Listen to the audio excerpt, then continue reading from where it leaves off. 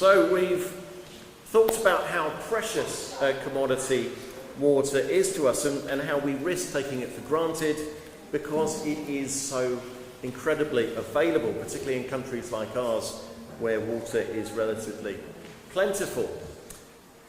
But let's cast our minds back now a couple of thousand years to a dry and a very dusty corner of the Roman Empire. And of course, I'm talking about the Israel of Jesus' time, and perhaps even before that to the time of the Old Testament. Water was even more precious then, and as a result, it had a deeply symbolic quality to the people of that time. And because of that, our Bibles are absolutely full of water. No? Full of water? No. Okay. What I really mean is full of references to water. And in fact, there are 722 references to water in the Bible. That's more than faith or hope or prayer or worship. 722 times. So when you think about it, there are so many stories in both the New Testament and the Old Testament which revolve around water. Think of Noah, think of the parting of the Red Sea, Jonah and the whale, Jesus walking on water, Jesus calming the storm. We could go on and on. And when we read about water in the Bible, it's important to put ourselves in the shoes of the people who were writing those stories and listening to those stories so that we can know that deep sense of symbolism that they understood in them. Of course, one of those symbolic functions of water was as a means of spiritual cleansing. Jewish tradition was for people to cleanse themselves fully before they entered the temple, particularly in baths called mikveh. So you've learnt something else this morning. It's the precursor, if you like, to what happens in a baptism service. It's a precursor to what we're going to see Nadine do later on as she baptises Walter. In fact, and I suspect you are definitely going to learn something new now, in Jewish tradition there was a hierarchy of 6 different forms of water in which that purification could take place. On the lowest level, there was water, and this sounds a bit icky, actually, I'm going to say. There was water in pits and cisterns and ditches and caverns and in smaller mikveh, so those pools that you could bathe in. But that was only good enough if it had been raining. I mean, I guess we can sort of understand why.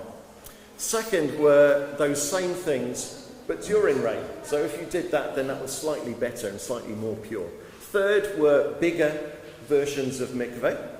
Fourth were fountains, sort of getting the idea now. Fifth were what they called smitten waters, which were essentially pools of water coming from springs. And then top of the list, absolutely the best, purest water to get into before you go into the temple were living waters. So natural bodies of water like lakes and rivers and waterfalls. And so the Jewish faith held living waters to be absolutely the best sort of water to purify yourself before entering the temple. So the fact that John the Baptist was baptizing people, including Jesus, of course, in the River Jordan, those living waters in that river, was very much within Jewish practice and custom at the time. And so too was Lydia's baptism in the reading that we just heard from Acts. If you're listening carefully, you'd have heard Trish say that this very fledgling church in Philippi was meeting outside the city walls by the river, in accordance with Jewish custom. It's very likely that that is where Lydia was baptized, in those living waters. And of course, on that basis, I suspect there's a good theological reason for us to head out in a minute to the pond or to the stream by Heron Path, and for Nadine to baptise Walter in those living waters. Should we do that? Yeah. What do you think, parents and godparents? Yeah.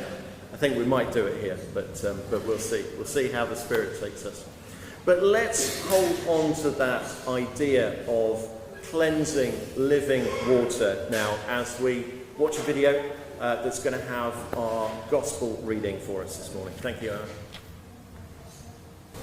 Jesus and his friends went near the Samaritan village Simon. His disciples went into the village to buy lunch, while Jesus rested a while away, tired after a long journey. So the Samaritan woman came towards the well to draw water. "Would you give me a drink of water?" Jesus asked him.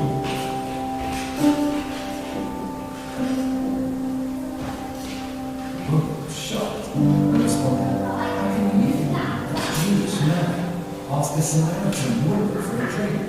She asked this because Jews in those days would be quite dead talking to Samaritans, especially a woman. But Jesus replied, "If you knew the generosity of God and who I am, you would be asking me for a drink, and I would give you fresh, living water." "Sir," exclaimed the woman, "give me some of that." Jesus asked her to go and bring her husband back. He knew that she lived with many men, and that she didn't have a husband. Realizing that Jesus was a prophet, the woman quickly changed the subject and asked him a difficult question about where people should worship God. Jesus responded to her, "It's not going to be about rules or places. God is now looking for people who will worship Him from their hearts authentically.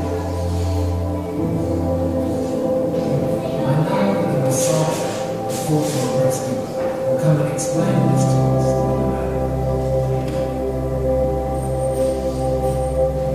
Jesus said, "The Messiah is me. Your wait is over." So, we've thought about the importance of water in our lives. And then we've looked at that really symbolic value of water, and particularly living water in Jewish and early Christian baptism. I wonder if you noticed in that reading Jesus' reference to living waters. If you knew the generosity of God and who I am, you would be asking me for a drink, and I would give you fresh, living water. Fresh living water. Jesus is offering something to the Samaritan woman that is both really ancient, rooted deeply in his Jewish faith, and at the same time something that is radically new and different, a new articulation of this ancient Jewish concept of living water. Because what Jesus is offering the Samaritan woman is a new way of life. A way of love and peace and joy and hope. A different way of living, a different and more wholehearted way of being a human being.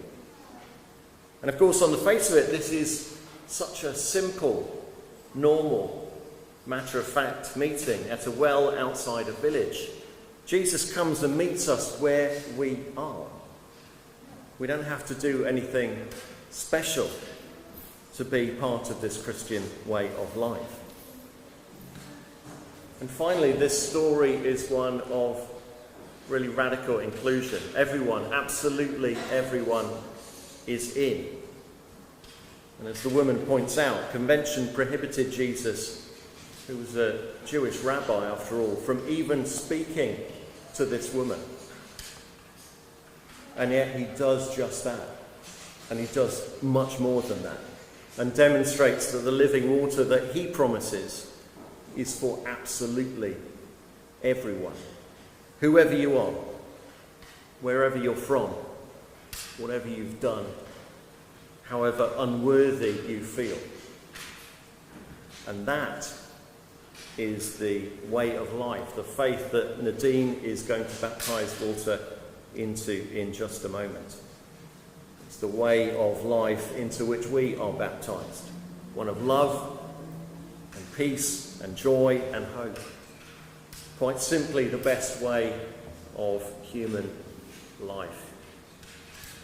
And it's one to which everyone, absolutely everyone, is welcome. Right, now I hope you're still sat comfortably, because I've got a few notices. Next week, it's a real pleasure and honour again, as we have another baptism. And some of you will remember Sue and Adrian. Well, it's Sue's granddaughter who is being baptised next Sunday. And Friday, we have Tony Mogford's funeral here in church.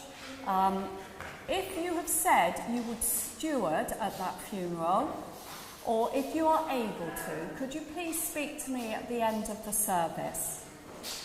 And please do join us on Thursday for our Holy Communion service at 10. It's Ascension Day, so please do come along to that service.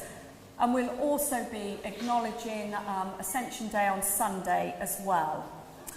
And 5th of June, please do, if you are able and would like to. We have decided the church is going to be full of flowers. It's going to be like a garden in here, a country garden.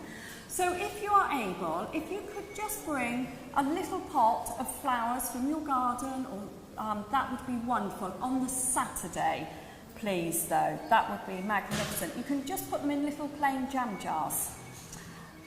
And we need a bit more help with the afternoon teas on Sunday the 5th. So there's a notice at the back. If you can help, that would be wonderful. It's going to be a magnificent afternoon.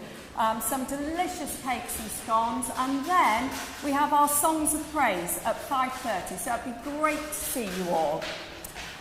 And last Sunday, a huge thank you to everyone. Mark, thank you, and convey our thanks on to everyone.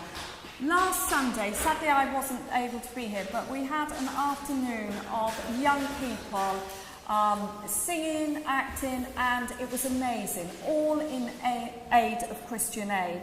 And I'm told that we made something like £800 plus, actually. So a huge thank you to everyone involved in that. I think